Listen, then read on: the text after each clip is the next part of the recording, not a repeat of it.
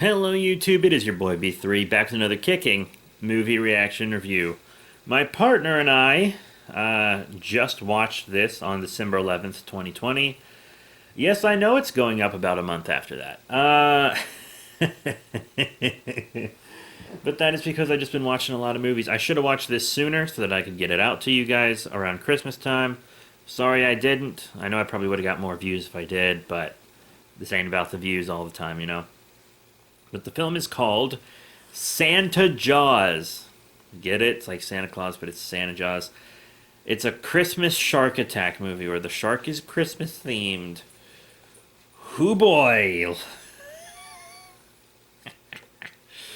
So, Santa Jaws is from 2018. You can watch it on Fubo TV and Amazon Prime Video. I watched it on Amazon.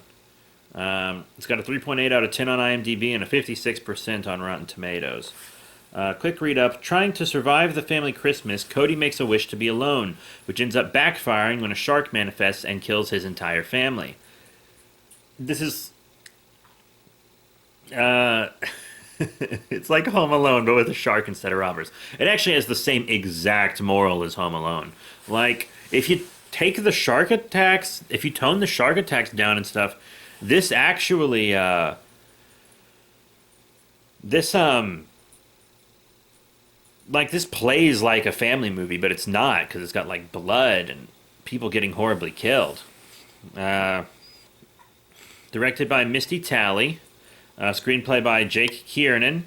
Music composed by Andrew Morgan Smith, so it doesn't use stock music, which I kind of expected, to be honest. And cinematography by Matt S. Bell, and it's actually gonna. Oh, at the time of recording this, it's actually gonna air on Sci-Fi and on Christmas Day. That's fun. It's starring Reed Miller, Courtney Lauren Cummings, Halavad Sitwell, and Jim Clock. Very fun. So it starts out with this teenager who is a very stereotypical teenager. He's got stereotypical teenage clothes. He's got stereotypical teenage hair. He looks like a discount version of the actor who played Harry Osborn in The Amazing Spider-Man 2. I can't remember his name. Sorry. He was on Quibi. Dumbass Quibi. But he's an aspiring comic book artist, and his best friend is an aspiring comic book writer. So they make comic books together. They made one called Santa Jaws. It's a comic about an evil Santa Claus that goes on a killing spree. The evil Santa Claus gets killed, eaten by a shark, and then the shark gets, like, his powers.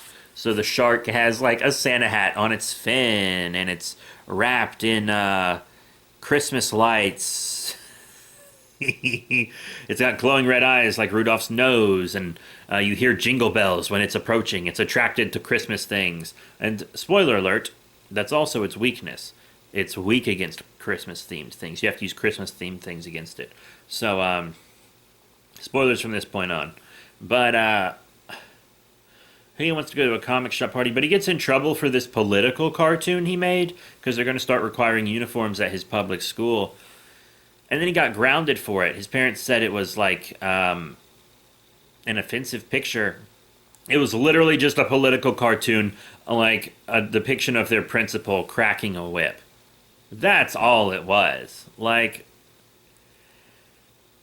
I don't think I would have punished my kid for that. Like, if the school gave him detention, I probably wouldn't contest it. But if he was my kid, I would have been like, it's within your right to do this, but you need to be careful about doing this type of thing. It can get you in trouble, etc., etc. But it wasn't like a really inappropriate picture at all, you know? And he gets grounded and his family goes out to do stuff without him, but his grandpa gives him a Christmas gift that's this pin, this really fancy pin, and it says something in German on it. I could actually read most of it because I took 2 semesters of German. I could only read the first part, though. But we find out later that the pin box actually says on it that what you draw will come to be, but if you draw with selfish intentions, something bad will happen, and if you draw with good intentions, then you'll be blessed. Like, if you draw selfishly, you're in trouble. If you draw generously, you're good to go. So, uh, this kid gets grounded and stuff, and in his anger, just draws Santa Jaws, which is his current character, with the pin. And he also makes a Christmas wish to be alone on Christmas, which summons this Christmas themed shark, who's also hyper intelligent and faster and stronger than any shark, according to the comic. This shark comes to life and starts specifically targeting his family. His grandpa takes him out fishing, even though his grandpa knows he's grounded. And the grandpa was the sweetest, nicest character. If he was my grandpa, I would be so blessed. And of course, he's the first victim. My partner and I actually watched this together. And this is definitely a movie you want to watch with somebody, because there are some pretty laughable moments. But, you know, the shark gets him. And then he runs to his family and he's like, a shark attacked Grandpa at the marina. And they're like, shut the fuck up. How dare you? You're grounded for another week. You give us your phone. And I was like, what reason do they have to not believe that something attacked him? Like, we know from a scene later in the film that there are gators. It's connected to the ocean. A shark is possible, if unlikely. But yeah, he's like upset about his grandpa getting eaten in front of him, and his family's like, how dare you lie about this? And when I first saw that, I was like, what the hell? Why wouldn't you believe him? Why would you just, do this? But then it turns out, like, he goes to the comic shop to tell his best friend about the shark, and they don't believe him either. And the best friend, like, lists several times where he's told stories like this. Like, he told a story once about how he thought a demon was living in a house, like an abandoned house, and how he thought like there was a zombie in a shed or something. It's weird stories like that. So it turns out he actually has a history of doing this, which made more sense. The film should have told us that either in the scene with the parents or before the scene with the parents, so that we had some kind of context for their reaction. Just a small note, but a note nonetheless. He takes his friend to the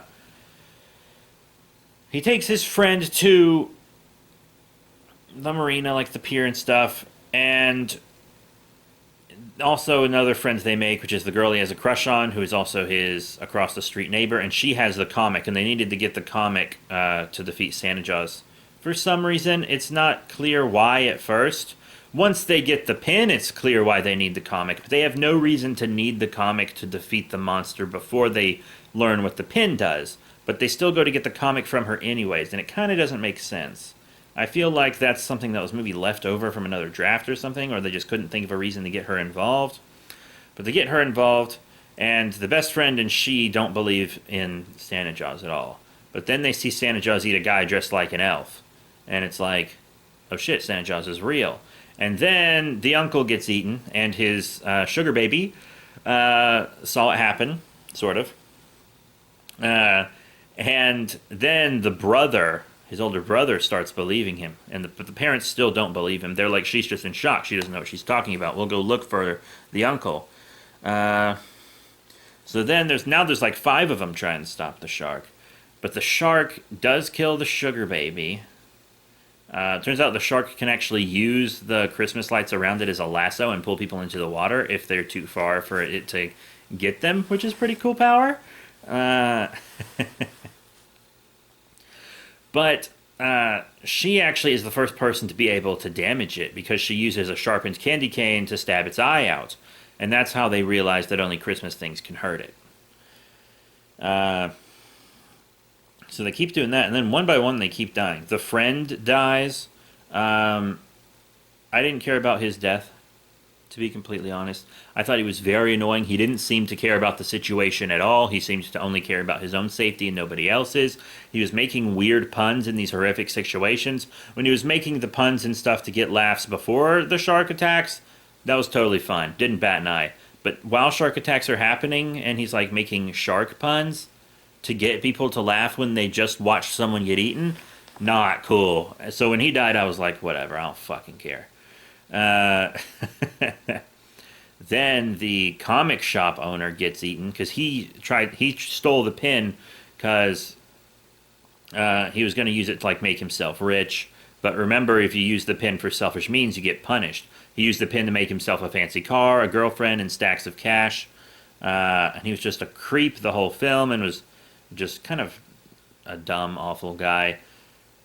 He was a pretty satisfying death. All these movies need, like, in these movies, you usually want to feel something for the people that die, usually. And in this movie, you kind of do. For most of them. Except the elf guy, because he's just a random character there to up the kill count and make people believe in the shark. But most of these people, like, there's some kind of emotional connection to them, because the uncle was, like, when he died, he was kind of like, you know, big businessman, he's got a sugar baby, etc., but it's obvious he loves his family, and he and the grandpa seem to be the only one that supports our protagonist's comic book thing. Because the uncle lives in New York, and he's like a big businessman, and he actually told his nephew, he was like, hey, I can, like, fly you out to New York, and you can show some of my people in the art world your comics if you want. See if we can, like, line you anything up. And I was like, that's, like, super dope of you. That's, like, a super dope thing to do for somebody. The grandpa is actively supporting him by giving him the pin, and the grandpa was going to sneak him to the comic book Christmas party after they went fishing, even though he was grounded. Like, they were both very supportive of his art, and they were the first two to die. Oof. Yeah. Then, kind of unexpectedly, the female interest dies. And, well, sort of unexpectedly. I'll talk about that in a bit. She gets eaten too. Then the family finally unites and realize they have to do it together. There's one point where he's like he's using the pin to try to draw damaging things onto the shark to kill it. He like erases its teeth. He like blacks out its teeth so it's all gum. But then it like chomps a bunch of Christmas ornaments that fell in the water, and like Christmas ornament shards become its teeth, so that didn't work. And then he drew like a sharp candy cane stabbing it in the head, and that just gave it a horn. So he was just making it like more deadly. Then the family's teaming up to fight it, and they're trying to put an exploding Christmas turkey in its mouth so they can shoot it and blow the shark up. So one of the turkeys malfunctions, like on the catapult they made, on their makeshift catapult. And it doesn't make it into the water. So the brother goes out to throw it in the water, and then he gets impaled. I knew somebody would get impaled, and only the family members were left. So I figured it would be the brother. Then the dad gets eaten when he jumps in the water to try to save the brother. Then the shark takes the turkey, and our protagonist shoots it, hurting it. And then the mom tries to throw the pin in the water because she thinks it's like some weird fixation, even though she's seen all this stuff. So I don't know what reason she has to not believe the son about the pin, even though she has seen Santa Jaws do its weird thing. So she throws the pin. It gets on the edge of the water. She takes it and throws it back to him. And then she gets, like, chomped in half by Santa Jaws. So then he writes in the comic, like, a Christmas wish before killing Santa Jaws into the thing. And the Christmas wish is, I want my family back. And then he burns the comic. And apparently burning the comic just erases Santa Jaws from existence. Then the wish is fulfilled. I knew this whole movie that he was going to use that pin to bring everyone back to life. I just didn't think it would happen the way it happened. I thought he was going to draw everybody and then they would reappear. What actually happened was he used a Christmas wish and the pin to reset things. So nobody ever died. Nobody remembers. His family members all survive. We actually see his crush. He actually goes and gives her a comic for Christmas, and etc. And asks her out successfully. And he's like really respecting his family more and not being rude to them and blowing him off and etc. And they do notice that because he's like cooking them cinnamon rolls and stuff, and the family's like, what? He never does stuff like this. So he's got like a new appreciation for his family. Home Alone style, once again, same exact moral as Home Alone. It even comes about the same way. Character makes a wish to be alone, and then something crazy happens, and then they have to fight off a dangerous force. Pretty weird. So all the family members are back, and then we see that the love interest is back, which means we can assume that the best friend is back as well. But part of me is wondering, like, is the guy who was dressed as an elf who was a random victim back? Is he back? And what about the scummy comic shop owner? They're both probably back. If I was him, I wouldn't shop at that comic shop anymore, though. That's for fucking sure. Uh, Even though you should support your local comic shops, but not if the owner is a fucking womanizing creep who would rather people die and he be rich than give the pin to its rightful owner to save people. But yeah, so one thing I always say about shark movies, I always say this. I said it when I reviewed The Meg, and etc., etc., etc. The only shark attack movie you ever need to watch is Jaws. To be completely honest, Jaws is the first major shark attack movie, arguably the first blockbuster. I would say King Kong was the first blockbuster, but to each their own. But Jaws is the best there is. You'll never do better than Jaws, ever. Santa Jaws doesn't feel like it's trying to be Jaws, despite the title. It honestly feels like it's trying to be its own thing. Because all these shark movies have gimmicks now, whether it's like a prehistoric shark, or an electric shark, or a poison shark, or a zombie shark, sand shark, ice shark. All these shark movies have a gimmick now. Because shark movies are so overdone, they have to do these kind of gimmicks, just like Santa Jaws does. It's got a gimmick as well. But, you see, in Santa Jaws, like, it's not copying shots from Jaws, shot for shot. It's not playing things the same way as... It doesn't feel like a Jaws ripped off, like pretty much every other shark film does. Like, there's obvious... In every shark attack movie, there is inspiration from Jaws. That cannot be denied. But it doesn't feel like it's just trying to ride off people's love for Jaws. If it's a ripoff of anything, it's a ripoff of Home Alone. But it's still so different from Home Alone that it doesn't matter. It's just a ripoff in spirit. It's a spiritual sequel to Home Alone. Not that you should watch Home Alone Past 2. I have, actually, but still. But Santa Jaws is... Like, here's the crazy thing about Santa Jaws. It's a shark dressed as Santa Claus. But the characters take it completely seriously.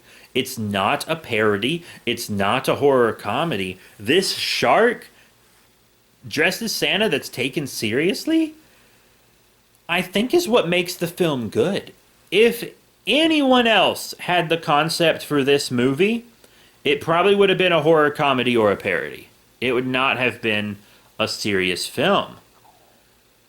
And it's not even a horror film.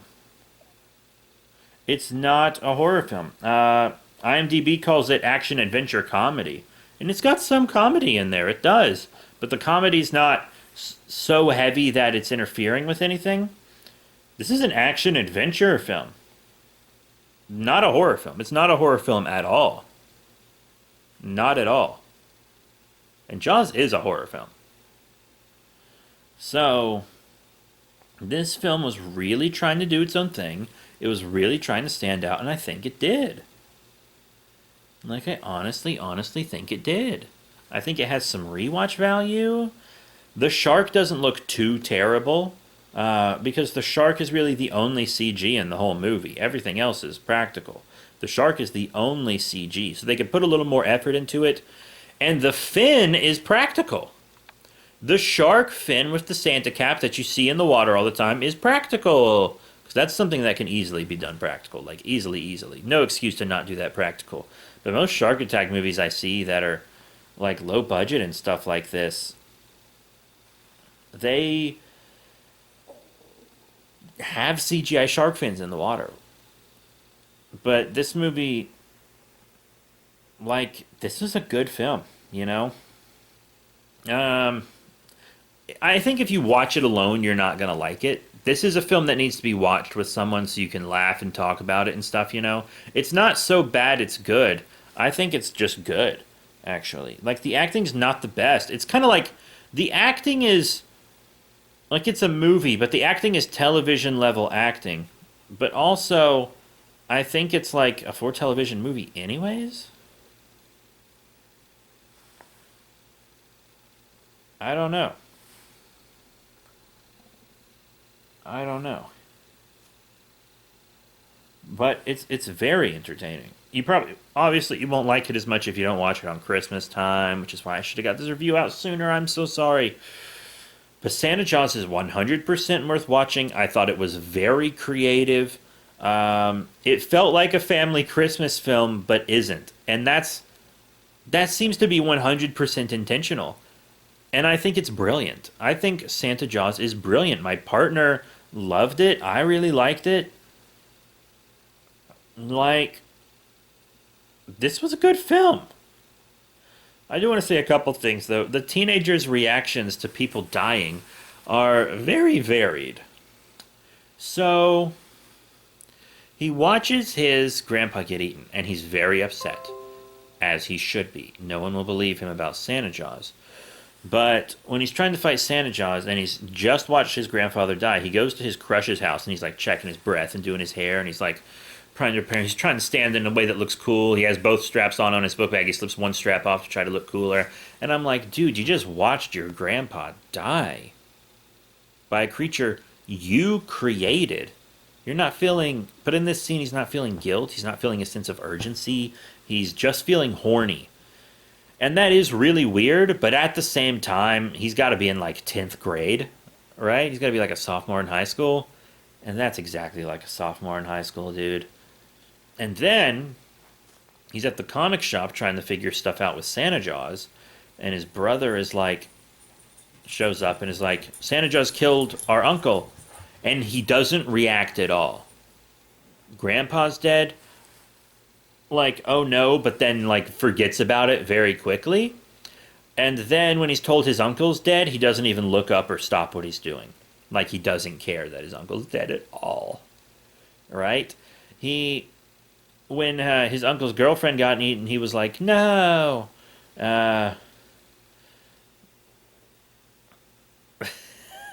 And then the first person that dies that he actually seems to really care about is his best friend. Like, grandfather dies, it's like horrible, and he's like actively trying to stop the shark, but he's not like getting really sad, and he seems to forget about it pretty quickly when women are involved. His uncle dies, zero reaction or even a comment about it.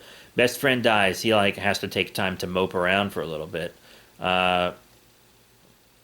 Then uncle's girlfriend dies, and in the moment he's like, oh man, but then after that he just like doesn't care about her. And I mean, he's known her for like a day, so that one makes a little more sense. But at the same time, this is a creature that you brought to life with your own hand that just murdered someone. You should feel worse.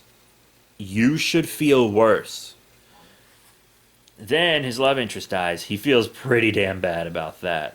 Then, when his brother died and mom died, he does feel pretty damn bad because he's developed a lot as a character by that point. So he does feel more for the people who are dying. I just wanted to point that out. I thought it was funny. This was a really cool movie. I'd say definitely check it out. This is probably a movie I'll revisit next Christmas. It's like every year I watch Die Hard once a year and no more. I watch it once on Christmas Eve, no more. This is probably a film that I'm also going to kind of make a holiday tradition out of. Watch it once a year, maybe no more. I don't know if once a year for the rest of my life. I could watch Die Hard once a year for the rest of my life easily. I don't know if I could watch this once a year for the rest of my life. But it is a genuinely good film. And if you